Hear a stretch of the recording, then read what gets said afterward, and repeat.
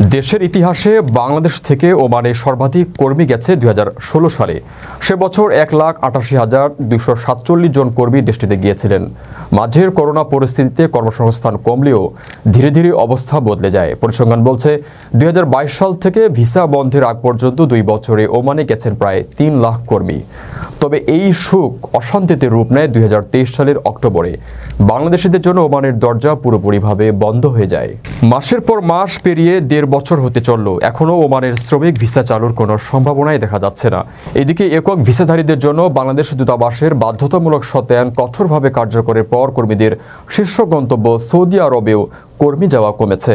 বিএমইটির তথ্য অনুযায়ী গেল ফেব্রুয়ারিতে সৌদিতে বাংলাদেশের শ্রমশক্তি রপ্তানি জানুয়ারির তুলনায় 42% কমেছে। আর সব মিলিয়ে শ্রমশক্তি রপ্তানি কমেছে আগের মাসের তুলনায় 36%-এরও বেশি।